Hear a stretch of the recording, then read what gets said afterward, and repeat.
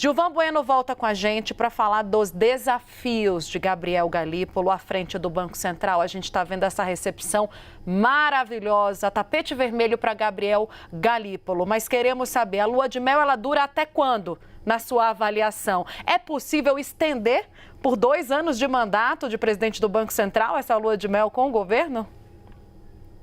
Ótima reflexão, Tainá. Lua de mel. Em nome de todos da CNN, em nome do povo brasileiro, nós aqui enviamos nossos cumprimentos. Seja bem-vindo, Gabriel Galípolo. Desejamos para você toda a sorte do mundo, que você proteja a nossa economia, que nos permita ter muita prosperidade e combata com todas as suas armas a desvalorização da nossa moeda, trazendo aqui uma recuperação econômica. Sabe o que eu queria trazer aqui, Tainá? Um ponto muito importante.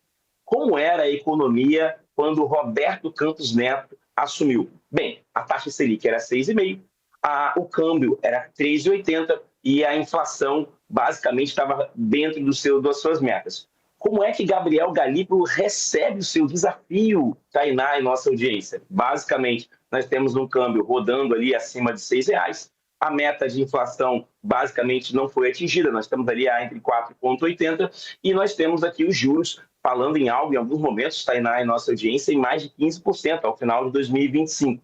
Muitas pessoas dizem que Roberto Campos Neto recebeu uma economia bastante estabilizada e que Galípolo pega uma economia desorganizada. Mas calma, Roberto Campos Neto pegou uma pandemia e botou a taxa de juros incríveis 2%.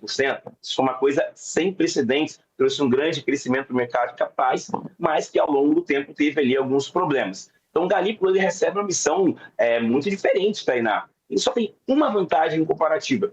E, basicamente, quem colocou no governo, quem estava ali, era o governo Bolsonaro. E Galípolo participa de algumas reuniões. Nós acreditamos que ele não terá tantos ataques quando recebeu o Roberto Campos Neto ao longo do último ano, porque ele teve que fazer essa proteção da moeda. O presidente Lula já falou, olha, eu tenho aqui, entendo que precisa de alguns consertos. Então, Galípolo ele recebe uma economia diferente do Roberto Campos Neto. Você de casa deve estar se perguntando, mas Gilvan, qual o impacto? Bem, o impacto se o Gabriel Galípolo organizar isso aqui, ele vai ser lembrado como o cara que estabilizou a economia. Roberto Campos Neto sai deixando uma economia bastante diferente, mas trazendo grandes progressos, por exemplo, na área tecnológica, com o Pix, com o Open Banking, com o Open Finance, com o Drex, ou seja, com várias questões da tecnologia. Na área de estabilização da moeda, fez aqui vários leilões agora no final de dezembro para proteger a moeda, mas serão 2 histórias. Mas sabe qual é o problema de Galípolo? Essa questão que o mercado sempre vai olhar as suas decisões sobre o ponto de vista do apoio do governo. Se ele vai continuar sendo independente e autônomo ou se em algum momento ele vai fazer uma nova matriz econômica, que nós tivemos isso num outro governo que trouxe grande recessão econômica e acabou, por exemplo, acarretando no impeachment. É uma grande questão, como é que será esse governo? Nós desejamos sorte ao Galípolo, mas são 2 histórias totalmente diferentes. Enquanto o Roberto Campos Neto recebeu uma economia e se tornou o primeiro presidente independente do Banco Central, já o Galípolo tem um outro desafio, Tainá.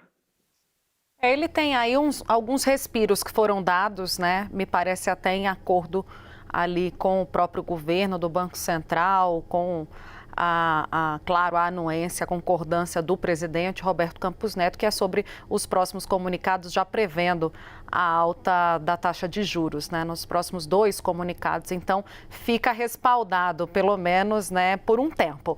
Gilvan Bueno, que é colunista do CNN Money, hoje com a gente aqui no Bastidores CNN, eu agradeço a sua participação e deixo o espaço aberto. Já tem uma legião de fãs aqui, viu, Gilvan? Pode voltar.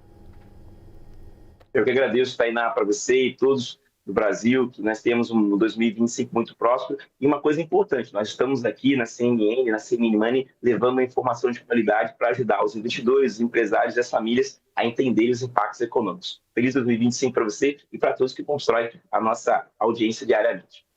Feliz ano novo, querido. Obrigada mais uma vez.